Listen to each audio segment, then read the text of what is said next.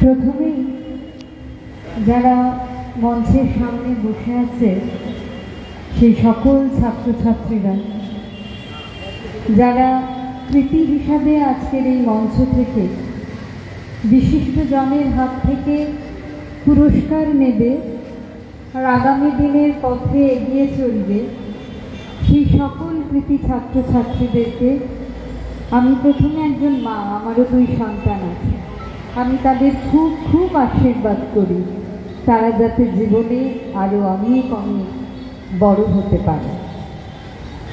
আজকের এই সভায় মঞ্চে বিশেষ করে যারা আছে তাদের কথা পরে বলি, সামনে যারা আছে তাদের কথাই বলি।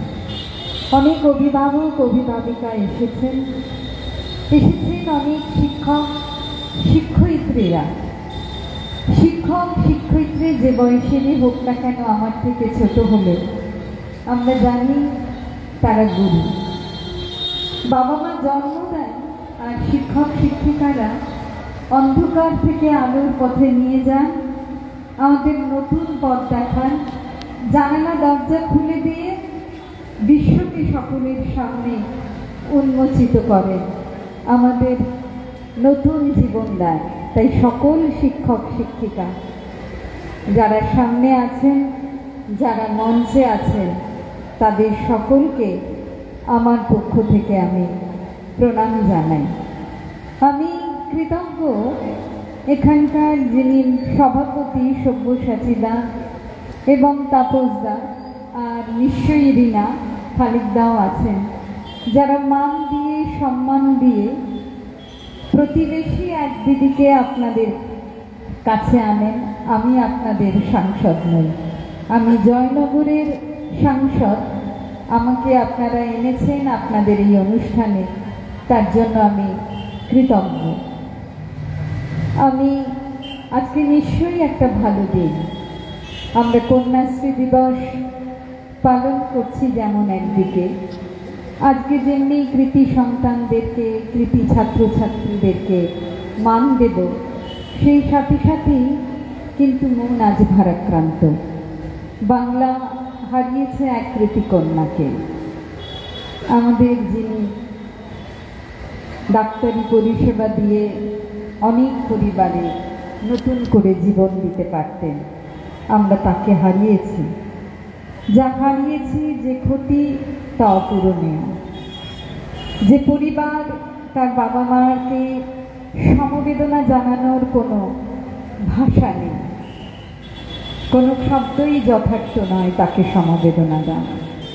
ঈশ্বর করুন এই কঠিন দুঃখ কষ্ট থেকে একদিন নিশ্চয়ই তিনি নতুন আলো পাবেন। আশা রাখি যে ঘৃণ্য জঘন্য অপরাধ করেছে একদিন তার শাস্তি হবে কঠিনতম। বিচার ব্যবস্থার প্রতি, আইনের প্রতি সেই ভরসাও রাখি।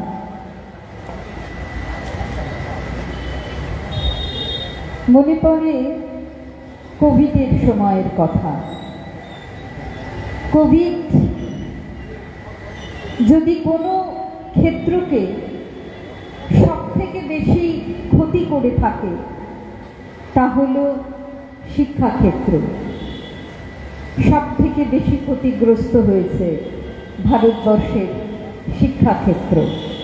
তবে কোভিডের সময় কিন্তু দেখেছি শিক্ষকেরা শিক্ষাকে বাঁচিয়ে রাখবার জন্য খবরের কাগজের পাতায় দেখেছিলাম মাটির দেওয়ালে রবীন্দ্রনাথের সহজ পাঠের কবিতাকে এঁকেছেন, বর্ণ পরিচয়ের অ কখকে মাটির দেওয়ালে এঁকে রেখেছেন, যাতে ছাত্রছাত্রীরা সেই পথ দিয়ে যখন যাবে তখন যাতে স্বরবর্ণ ব্যঞ্জন বর্ণ ভুলে না যায়। শিক্ষকদের দেখেছি রবীন্দ্রনাথের শান্তিনিকেতনে যেমনভাবে গাছের তলায় বসে ছাত্রদেরকে দূরে দূরে বসিয়ে রেখে সোশ্যাল ডিস্টেন্সিং মেনটেন করে পড়িয়েছেন, তেমন শিক্ষককে কুর্নিশ জানাই। তারা ছিলেন বলে শিক্ষা ব্যবস্থা আজও আমাদের কাছে অটুট হয়ে রয়েছে। ছাত্রছাত্রীরা শিক্ষা পেয়েছে। সেই বাবা মা যিনি মোবাইল ডিভাইস তুলে দিয়েছেন কারণ স্কুল বন্ধ ছিল, কিন্তু সকাল সন্ধ্যেতে বাচ্চাদেরকে উৎসাহ দিয়েছেন পড়তে বসো। তারা উৎসাহ দিয়েছিলেন বলে আজ এই সন্তানরা যারা মাধ্যমিক উচ্চ মাধ্যমিকে অনেক ভালো ফল লাভ করেছে। আর সেই সময় খবরের কাগজের পাতায় এটাও দেখেছি, ছাত্রছাত্রীরা মিস করেছে তাদের অঙ্কের সমাধানকে, কিভাবে জটিল অঙ্ককে সমাধান করতে হবে সেই সহপাঠীকে, যে অঙ্ক বা ফিজিক্স ভালো জানে, সে কিভাবে তাকে শেয়ার করবে এই কঠিন সমস্যাকে সমাধান করতে। তারা মিস করেছে টিফিন শেয়ার করা থেকে, তারা বিরত থেকেছে, পারেনি টিফিন শেয়ার করতে।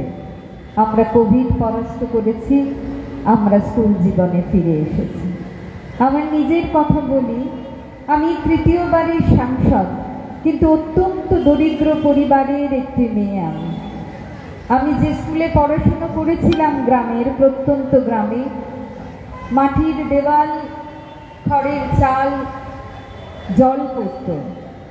কখনো আমার বাবা মা বা আমার দুই সন্তান কখনো ভাবেনি 140 কোটি এই ভারতবর্ষে, যেখানে জনগণের দ্বারা নির্বাচিত হয় 543 জন লোকসভার সাংসদ, সেখানে তাদের এমন সাধারণ মেয়ে, তাদের এমন সাধারণ মা ভারতবর্ষের পার্লামেন্টে গিয়ে আমার জয়নগরের কথা, সুন্দরবনের কথা, দেশের অন্যায় অবিচারের কথা সোচ্চার হবে। আমি নিশ্চয়ই আমার কেন্দ্রের সকল মানুষের কাছে কৃতজ্ঞ। আমি মনে করি কে বা বলতে পারে যদি আমি এমন জায়গায় আসতে পারি। আমাকে সম্বোধন করেছেন অনেকে ডক্টর প্রতিমা মণ্ডল। অনেক সময় পার্লামেন্টের স্পিকার বা চেয়ারম্যান যিনি থাকেন তিনিও কিছু বলতে গেলে বলেন ডক্টর প্রতিমা মণ্ডল, আর আমি সবসময় বলি sorry sir, I am not a doctor by profession. আমি না ডাক্তার।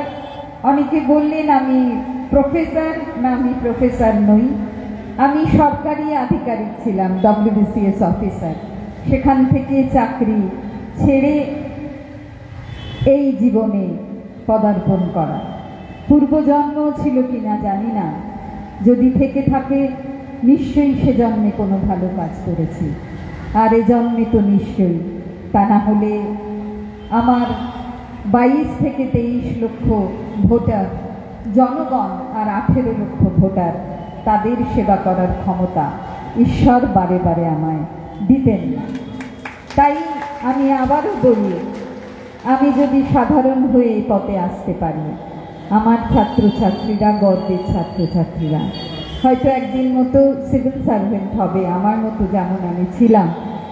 হয়তো বা কেউ ডাক্তার হবে, ইঞ্জিনিয়ার হবে, শিক্ষক হবেন, যারা এসেছেন আজকে যাদেরকে মান দেওয়া হলো, শিক্ষিকা হবেন, IPS অফিসার হবে, IAS হবে, দেশকে পথ দেখাবে।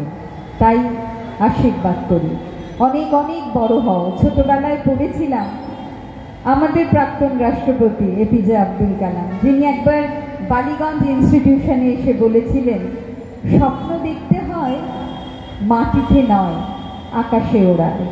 যদি আকাশে ওড়ার স্বপ্ন দেখি, তাহলে নিশ্চয়ই একদিন মাটিতে দাঁড়ানোর জায়গা আমরা পাবই পাবো।